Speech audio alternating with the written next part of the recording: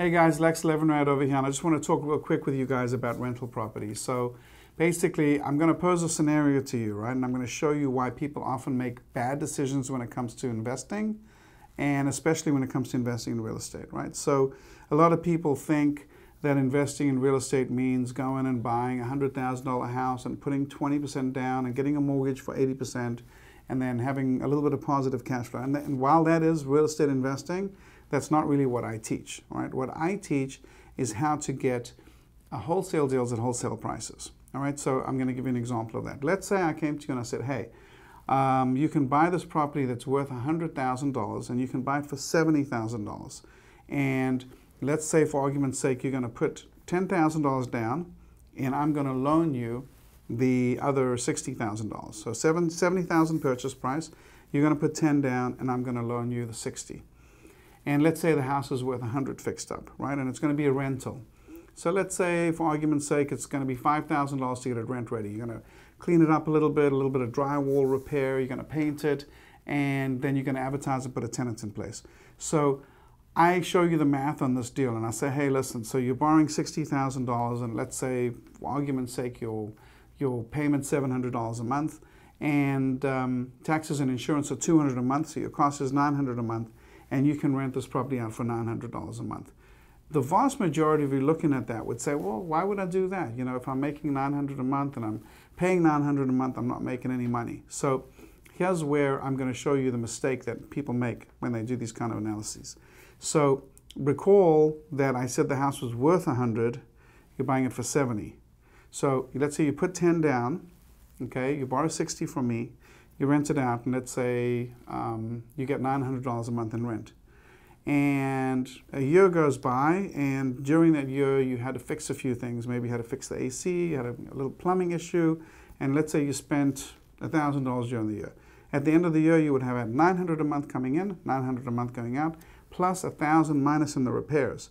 What most investors would do in that scenario is they'd say, oh, well, this real estate thing doesn't work, it costs me money, it's a huge pain in the you-know-what, and it just takes up a lot of my spare time, and I just don't want to deal with it. And then they'll go out. They'll say, I'm not interested in being a landlord anymore. But here's the way I look at that same transaction. You fix the property up, you put a tenant in place. You call up your mortgage broker. You get the property appraised. The mortgage broker appraises it at $100,000, and the bank's willing to give you 80% of that. They give you $80,000. Let's say, for argument's sake, their fees are $5,000. So you're left with $75,000. You owe me $60,000. You pay me back the $60,000. You have $15,000 left, right? Now, what did you put down to buy the property? $10,000. And how much did you spend in repairs? $5,000. So you put $15,000 out, and you just got the $15,000 back.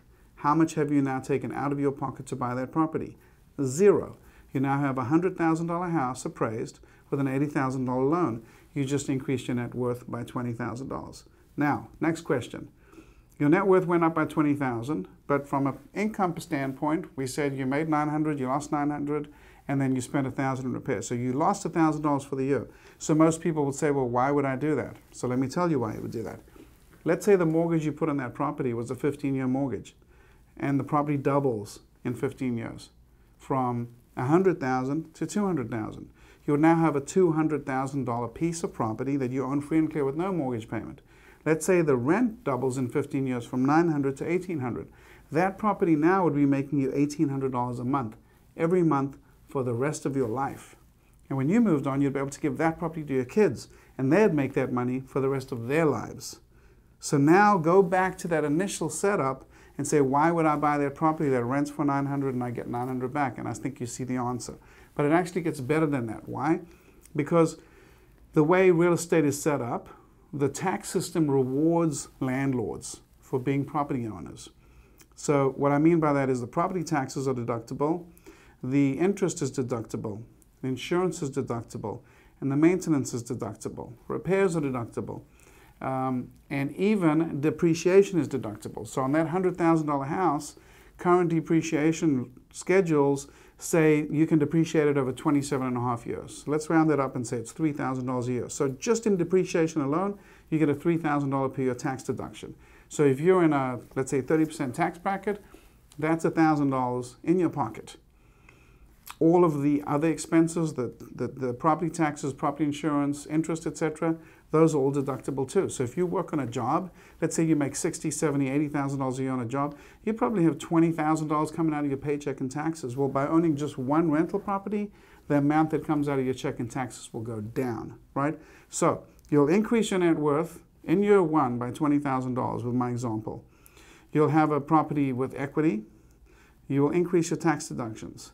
And you'll most importantly be able to control a $100,000 piece of property with no money out of your pocket, because you put 10 down plus 15 and then you got the 15 back, which means now that you have that 15 back, a week later, if I were to come to you and say, hey, I got another house you can buy for 70 and put 10 down and borrow 60, you can do it again and again and again and again. In fact, you can do it 10 times before regular conventional lenders will say, hey, not so fast, buddy, you've got 10 rental properties and we're not so sure we want to loan you on the 11th one. So that should be your goal, to pick up 10 rental properties.